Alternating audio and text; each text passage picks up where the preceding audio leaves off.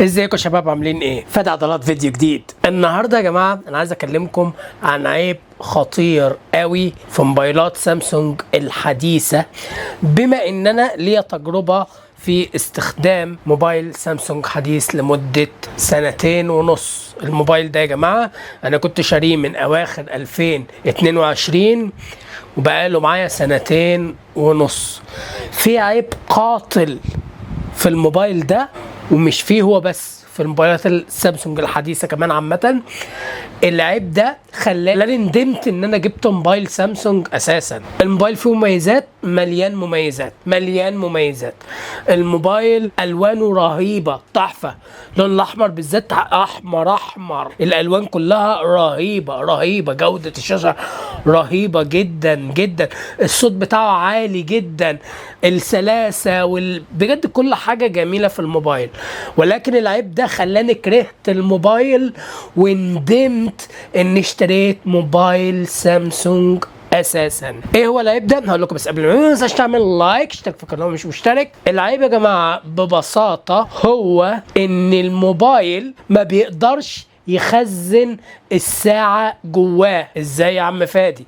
بصوا يا جماعه، شايفين الموبايل القديم ده الهواوي GR5 2017؟ كان فيه ميزه جامده جدا.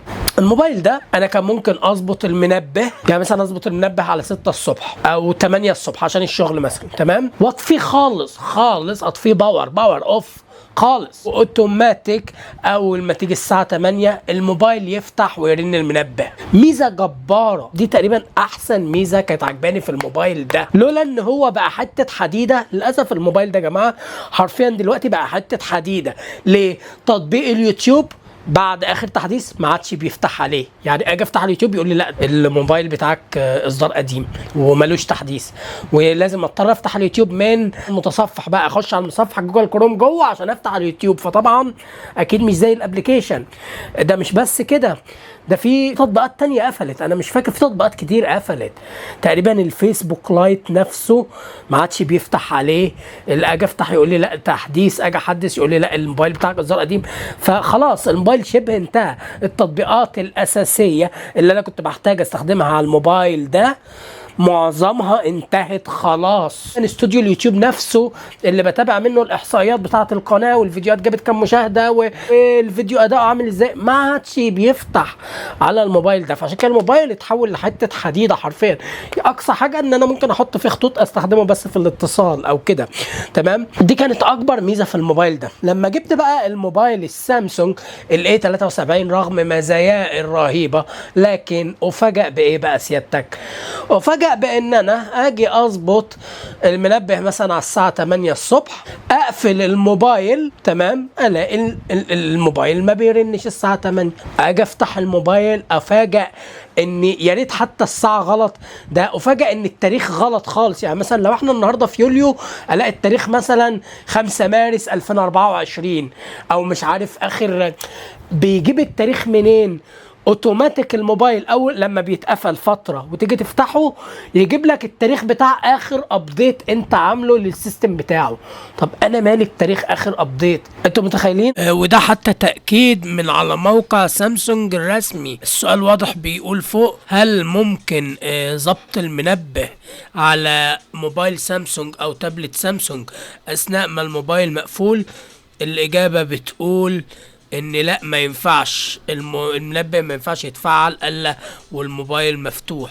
طبعا ده عمل لي مشكله في ايه؟ اصبح ان انا ما اقدرش اظبط الساعه يدوي. اصبح ان انا كل ما افتح الموبايل لازم اضطر اعمل تظبيط تلقائي للساعه. طب ايه المشكله يا عم فادي؟ المشكله ببساطه ان احنا في الشغل البصمه احيانا كتير ما بتبقاش هي الساعه الحقيقيه. يعني مثلا لو افترضنا ان الساعه حاليا دلوقتي 8:30 الصبح، ممكن تلاقي البصمه عندنا في الشغل 8:30 ودقيقتين. مقدمه، وملهمش دعوه اذا كانت الساعه دي مقدمه شويه ولا لا، هم ليهم ان ده اللي المفروض نبصم عليه، فاهمني؟ الا بقى في حاله لو ناس كتير اشتكت ان الساعه دي غلط، يبداوا ينزلوا ناس يصلحوها، يظبطوا الساعه. بس الفكره ان خلاص اللي راح اللي اتحسبت علينا فعليا. فالفكره هنا ان انا ما كانش ينفع اعتمد على الوقت التلقائي، لان الوقت التلقائي ما بيجيبليش الوقت اللي في البصمه. يعني مثلا انا لو الساعه الوقت في البصمه 8:30 ودقيقتين، الوقت التلقائي هيجيب لي 8:30، اصبح كده انا اتاخرت، لبست في الحيط بسبب تظبيط الوقت التلقائي.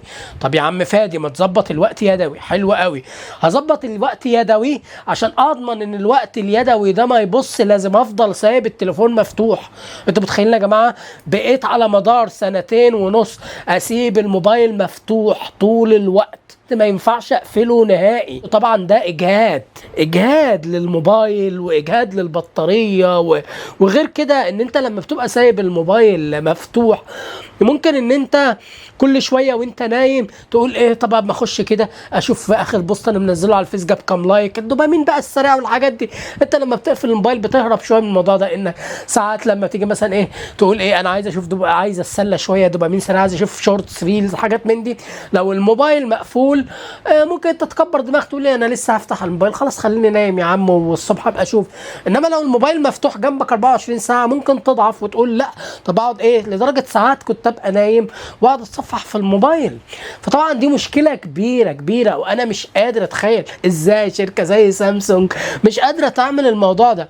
الغريبه بقى ايه، ان الموبايلات القديمه ما كانش فيها العيب ده. موبايلات سامسونج ايام السامسونج دوس والسامسونج جراند والحاجات اللي فاكرينها الحاجات دي، ما كانش فيه العيب دوت. انا ليا زميل في الشغل لما جبت الموبايل ده، هو معاه موبايل اصدار قديم مش فاكر كام بالظبط، جالاكسي من زمان يعني وكده.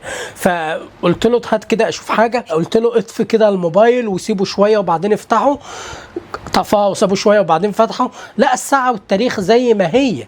انما انا مجرد بس لو طفيته مفيش بس دقيقتين وكده افتحه تاني، الاقي الساعه والتاريخ رجعوا، التاريخ والساعه بتوع اخر ابديت. طب انا ازاي يعني تخيل موبايل حديث بالامكانيات دي كلها مش قادر ان انا اظبط فيه منبه واطفيه بحيث الصبح يصحيني تلقائي، لازم افضل سايب الموبايل مفتوح طول الوقت. طب ما الموبايل اجهد، وادي الشاشه جابت 3 خطوط غالبا بسبب الضغط المستمر على الموبايل، ان الموبايل ما بيطفاش خالص يا جماعه، غير لو هو فصل بقى تلقائي وانا ما كنتش اخد بالي انه مش مشحون بس. فدي مشكله كبيره يا جماعه بالنسبه لي بصراحه. انا كنت مفكر ان العيب ده مثلا في الموبايل السامسونج ال 73 اللي معايا بس. بالمناسبه انا شاري الموبايل ده في 2022 في اخره، اللي هو لما كان السامسونج بتصنع بالكامل بره مصر، لان دلوقتي اللي اعرفه ان في بعض الموبايلات فئه الاي بقت بتصنع في مصر. يعني وقت ما انا جبته الموبايل ده ما كانش فيه اصلا موبايلات سامسونج بتصنع في مصر يعني. بس الفكره كلها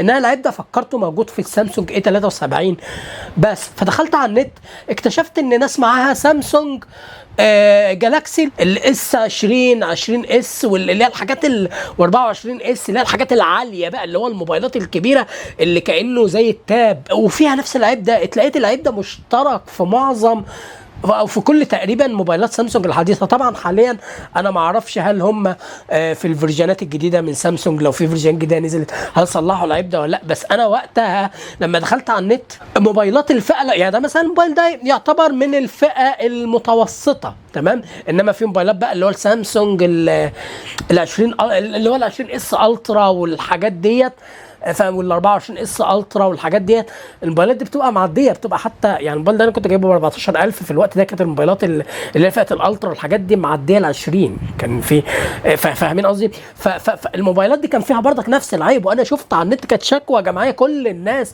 بتشتكي من الموضوع ده، فاهمين قصدي يا جماعه؟ فالعيب ده انا شايفه عيب خطير، وعيب شركه زي سامسونج مش عارفه تعمل ازاي يا جماعه. يعني ما فيش في الموبايل، يعني ده موبايل هواوي جي ار 5 2017 فيه الميزه دي، ازاي موبايل زي سامسونج اي 73 وبالامكانيات دي ما فيهوش الميزه دي؟ ازاي؟ انا مستغرب. وعلى فكره الحركه دي عقدتني من موبايلات السامسونج، مليان مزايا وجميل وسريع وخفيف ونادر جدا ما بيتقل، بس انا عايز موبايل عملي معايا، انا مش كل استخدامي تطبيقاته بس، انا عايز موبايل ابقى طفيه ويصحيني الصبح. يعني على فكره هو في مزايا جميله عجبتني، يعني مثلا انا في اقدر اني اخلي منبه ناطق، يعني مثلا عايز منبه يفكرني بالبصمه، يجي مثلا قبل ميعاد البصمه بحبه صغيرين يقعد يقول لي ايه، البصمه البصمه البصمه البصمه اتس 8:20 AM، تحذير بالساعة، فعشان يخليني اخد بالي، او عشان انزل بدري من البيت، او عشان اخلي بالي ان انا احاول اوصل بسرعة. هو في مزايا، بس الفكرة كلها ان نقطة انه ما بيخزنش الساعة دي انا بالنسبة لي عيب كبير جدا. انا دي من اهم الاولويات عندي في الموبايل.